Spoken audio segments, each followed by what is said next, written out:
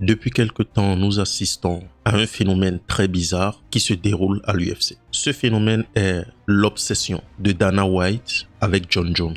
Dès qu'on tend un micro à Dana White, il ne rate pas l'occasion de nous rappeler que Jon Jones est le meilleur combattant de l'histoire du MMA. Il le fait tellement que c'en est devenu très gênant. Mais contrairement à ce que pensent les gens, Dana White n'a pas toujours dit que Jon Jones était le meilleur de l'histoire. My kids are terrorizing me that the fix is in and how can this happen, Dad? Reyes won that fight. Going into the last round, I had Dominic Reyes 3-1 going into the last round.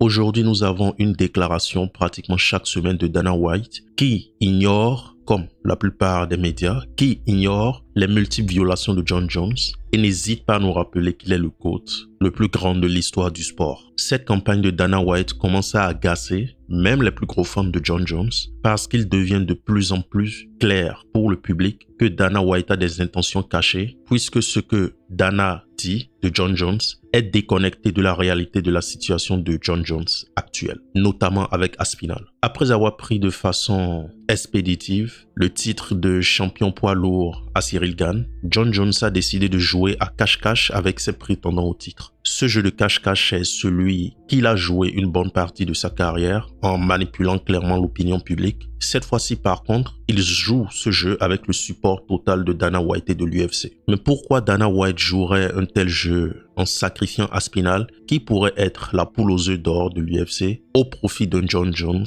en fin de carrière? Je pense que la réponse se trouve dans l'histoire de Francis Ngannou et Dana White. Après le combat entre Francis Ngannou et Stipe, Dana White avait, avec raison, en Francis son champion poids lourd indiscutable. Le public avait vu la maturité de Francis Ngannou dans la cage et il ne faisait aucun doute que Ngannou était le meilleur poids lourd de la planète. Ngannou, à travers son histoire, représentait une machine marketing énorme dont aurait pu profiter l'UFC. Ce qui explique cette conférence de presse explosive de Dana White contre Jon Jones après la victoire de Stipe.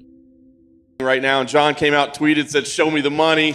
What appeals to you most? Because it seems like that would be an amazing super fight. If I'm Jon Jones and I'm home watching this fight, I start moving to 85. You think that's a fight that you'd like to put together next? I mean, I know we don't match make, but that sure does seem exciting. Listen, I could sit here all day and tell you, what show me the money mean? I tell you guys this all the time. If you can say you want to fight somebody, but do you really want to? À ce moment, il n'avait pas besoin de Jon Jones et comme beaucoup le pensent aujourd'hui avec Aspinall. À cette époque, beaucoup étaient convaincus que Ngannou battrait Jon Jones, raison pour laquelle Jon Jones voulait se faire payer plus de 10 millions pour affronter Ngannou. Désir qui s'est bien sûr envolé dès que Ngannou est parti de l'UFC, puisque Jon Jones a combattu certainement Ciryl Gane pour moins de 10 millions. Mais revenons à Dana, qui à ce moment avait Ngannou sa star poids lourd. Ce sentiment n'a pas duré longtemps puisque Ngannou a lancé les hostilités avec l'UFC concernant son contrat juste après le combat avec Stipe. Une chose à savoir sur Dana White est qu'il est un homme extrêmement rancunier. Donc après la bataille contractuelle entre Ngannou et l'UFC, Dana White a décidé d'effacer de l'histoire Francis Ngannou. Ils ont littéralement effacé de l'histoire de l'UFC Francis Ngannou. Il n'est pas présent sur le site de l'UFC dans la section qui raconte l'histoire de la ceinture des poids lourds. Dana White, pour accomplir sa mission, devait avoir le bon candidat. Gane, à un moment, était ce candidat. Mais bien sûr, Ciryl Gane a perdu face à Ngannou, ce qui était une grosse honte pour Dana White. C'est justement pour ça que Dana n'a pas mis la ceinture à Francis Ngannou ce soir-là. C'est Mick Ménard qui l'a mise à Ngannou. Mais une fois Francis parti, Gane était ce candidat. Bien sûr, Gane a perdu face à Ngannou. Maintenant parti, il serait dur de faire croire au public que Gane, qui a perdu face à Francis, était le meilleur poids lourd de la planète. Il lui restait comme seul candidat Jones. Gane a eu une deuxième chance d'être l'arme de Dana contre Ngannou, mais il a perdu contre Jones. Dana s'est alors retrouvé avec comme seule arme Jon Jones.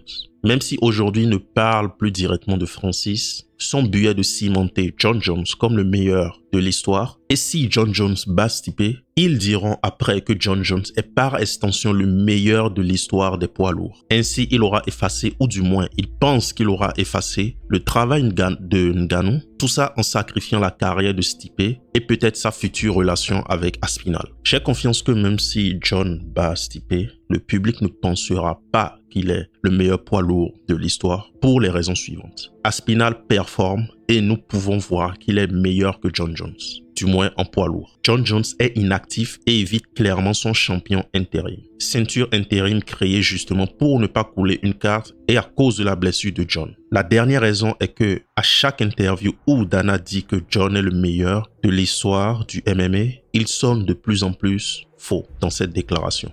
Un jour, les motivations de Dana White seront peut-être exposées par rapport à ce dossier Jon Jones et nous aurons peut-être une explication beaucoup plus précise de ce qui a déclenché cette obsession et ces constants rappels de Dana White. Mais en attendant ce jour, je vous présente juste l'élément déclencheur qui nous a mis dans cette situation, ou du moins qui est en train de créer une situation dans laquelle nous constatons tous cette obsession maladive de Dana White avec Jon Jones.